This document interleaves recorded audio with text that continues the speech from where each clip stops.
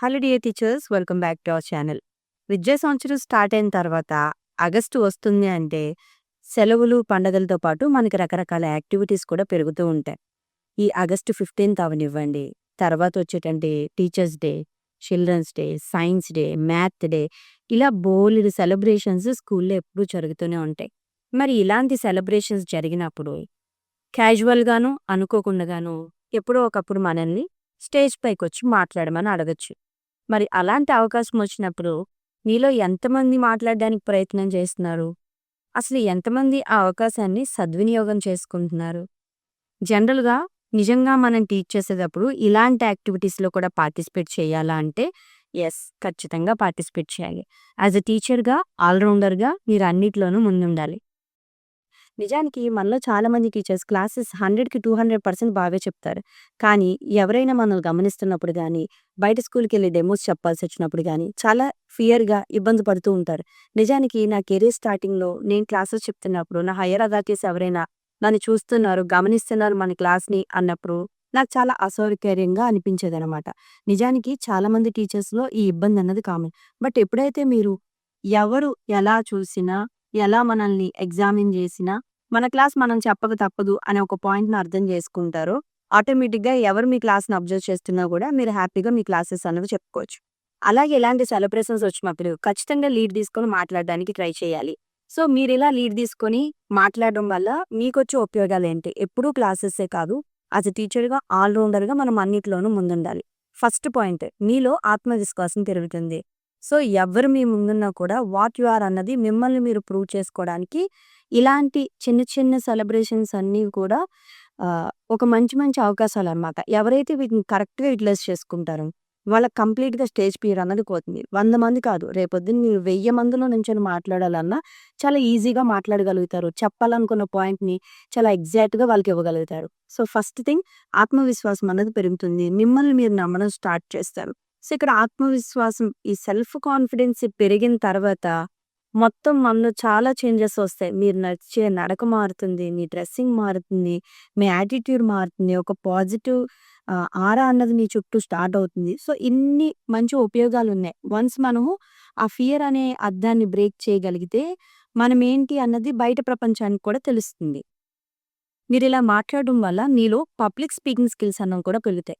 అంటే ఖచ్చితంగా ఏదైనా ఒక అంశాన్ని గురించి మీరు ఒక విషయాన్ని కన్వే చేయాలనుకుంటే సూటిగా కన్వే చేయగలుగుతారు. సో, చాలా మందికేంటంటే మాట్లాడడం అనేది కూడా ఒక కళ. ఆ కళ అందరికీ రాదు. మీరెప్పుడైతే మాట్లాడడం స్టార్ట్ చేసి, ఒక వేని మీరు అలవాటు చేసుకుంటారో, ఆటోమేటిక్‌గా మీరు మాట్లాడే మాటల్ని అవతల వాళ్ళు కూడా వినడానికి ఆసక్తి చూపుతారు. సో, మన సబ్జెక్ట్ మనలోనే కాదు, బయట ప్రపంచానికి కూడా ఉపయోగపడాలంటే, ఈ కమ్యూనికేషన్ స్కిల్స్ అనేవి చాలా ఇంపార్టెంట్. సో, మీకు తెలియకుండానే మీలో ఈ మాట్లాడే అంశాల గురించిన ప్రత్యేకతలన్నీ కూడా మీకు అలవాటు పడతాయి. దానికి తోడు ఎవరైతే మిమ్మల్ని గమనిస్తున్నారో పిల్లలు, వాళ్ళు మిమ్మల్ని రేపు ఇన్స్‌పిరేషన్‌గా తీసుకొని అదే స్టేజ్ మీదకొచ్చి మాట్లాడడానికి ప్రయత్నిస్తారు. ఇవాళ రేపట్లో పబ్లిక్ స్పీకింగ్ స్కిల్స్ లేక చాలా మంది జీవితంలో ముందుకెళ్ళలేక వెనకబడిపోతున్నారు. ఎప్పుడైతే మనము ఈ స్టేజ్ ఫియర్‌ని బ్రేక్ చేస్తామో, సెల్ఫ్‌గా మనల్ని మనం ఇంప్రూవ్ చేసుకోగలుగుతాం. మన క్లాస్ పిల్లలు ఎవరైతే ఉన్నారో, మన స్కూల్ పిల్లలు ఎవరైతే ఉన్నారో, వాళ్ళకి కూడా మనం ఒక రోల్ మోడల్‌గా నిలబడిన వాళ్ళమవుతాం. ఎందుకంటే ప్రస్తుతం ఉన్న సమాజంలో ఎవరైతే నిలబడి మాట్లాడగలుగుతారో వాళ్ళు మాత్రమే ముందుకెళ్ళగలుగుతారు. ఇంట్రోవర్ట్‌నండి నేను, నేను టీచింగ్ చేసుకొని వెళ్ళిపోతాను, ఇంతవరకే నేనుంటాను. ఇలా మీరెప్పుడైతే అనుకుంటారో మీరు ఆ స్మాల్ సర్కిల్‌లోనే ఉండిపోతారు. ఖచ్చితంగా మీ స్కిల్స్‌ని మీరు ఎన్హాన్స్ చేసుకోవాలి. దాంతో పాటుగా మీకు మాట్లాడే విషయం మీద స్పష్టత, మీ వాయిస్‌లో కూడా మాడ్యులేషన్స్ ఒస్తాయి.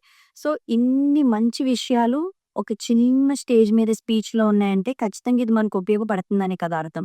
దాంతో పాటుగా చాలామంది టీచర్సు మాక్సిమం ఇది ఎన్ని స్కూల్స్‌లో ఉంటుందో నాకు తెలీదు. నేను చూసినంత వరకు చాలా వరకు నేను చూసాను. చిన్న క్లాసు, పెద్ద క్లాసు, చిన్ని టీచరు, పెద్ద టీచరు, ఎక్స్‌పీరియన్స్‌డ్, న్యూ టీచరు, ఇలా చిన్న చిన్న క్లాషెస్ ఉంటాయి.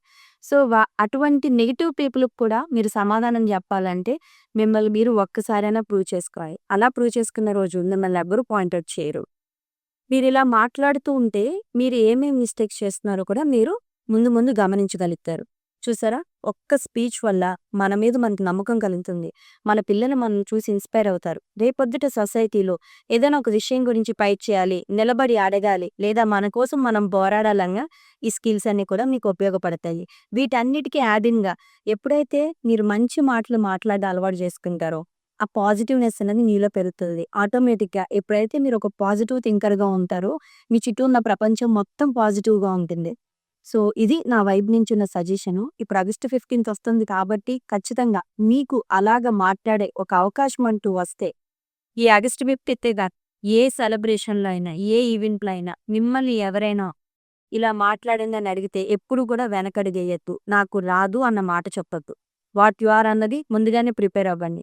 10 లెసన్సే చెప్పగలిగే మీరు 2 నిమిషాల స్పీచ్ చెప్పడానికి అంత ఆలోచించాల్సిన అవసరం లేదు.